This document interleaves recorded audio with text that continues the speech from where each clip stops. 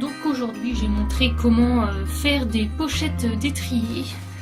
Donc, pour des étriers, moi c'est plutôt des planchers larges. Hop, donc il faudrait plusieurs matières assez épaisses. Donc soit de la polaire, donc ça c'est voilà un bout de polaire que j'avais déjà depuis longtemps. Ou un sweat, ça c'était une grosse manche. Mais il faut quand même beaucoup de matière. Hop. Ou alors ça c'est des vieux pantalons de pyjama. Alors il y a le jean aussi, mais je pense que ça sera un peu trop fin. Donc à voir. Ou là c'est un gros pull en laine. Donc j'ai décidé de prendre un vieux pantalon. Donc comme c'est déjà cousu, là c'est beaucoup plus simple. Il faut juste vérifier que les étriers rentrent bien dedans. Donc là il y a largement la place. Et puis il y aura juste du coup à faire une couture ici. Donc je l'ai mis sur l'envers pour que ce soit après plus joli. Donc hop, juste à mettre comme ça du coup une couture. Donc bien vérifier, bien laisser de la marge. Donc là à peu près du coup vers là. Hop. Et laisser aussi une marge supplémentaire pour pouvoir mettre de la ficelle ou un élastique. Donc là ça c'est un élastique ou de la ficelle pour pouvoir après refermer. Alors j'ai deux types de ficelle, ça c'est de la corde que j'avais acheté chez Action. Et ça c'est une belle ficelle que j'ai depuis longtemps. Voilà. Donc je vais laisser, je vais faire couper l'élastique, c'est plus simple. Donc pour l'élastique il faut en fait regarder une fois tendu s'il pourra bien du coup passer dedans.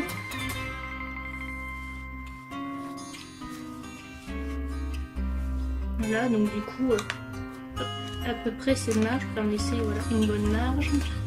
Voilà, c'est comme ça passera. Donc ici. Et donc ensuite il faudra coudre et une couper.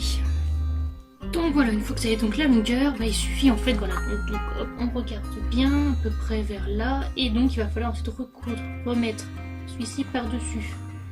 Donc, hop, voilà, c'est à peu près là. Hop, ici à peu près. Donc là, il va falloir couper. Alors pour être sûr, on va prendre quand même des mesures. Alors ça c'est un mètre de chez Ikea, donc vraiment à la portée de tout le monde. 31.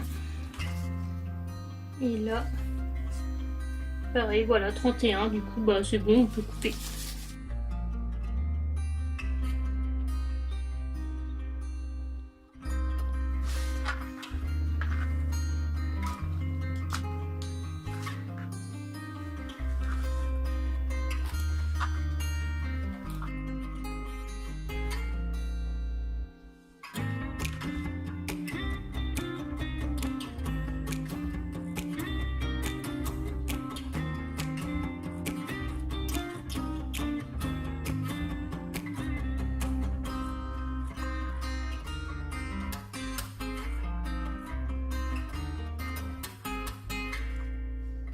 Donc là voilà, c'est donc parfait. Une fois que vous avez les deux. Alors si jamais vous n'avez pas de manche de pantalon, tout ce qu'il faut c'est tout simplement un grand rectangle qu'on plie en deux. Et après vous faites juste la couture ici en plus. Et ensuite on va faire une couture ici pour fermer.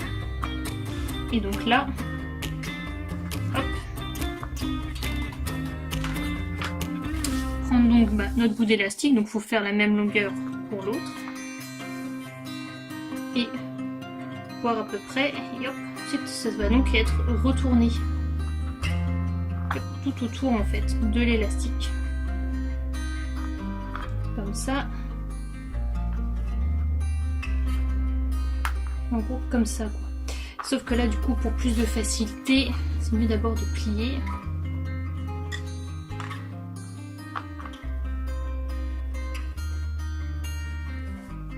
Hop. Et de coudre tout autour. Mais attention à ne pas coudre les deux ensemble, il faut qu'on puisse bien sûr avoir le milieu. Et ensuite on mettra l'élastique et hop, on refermera.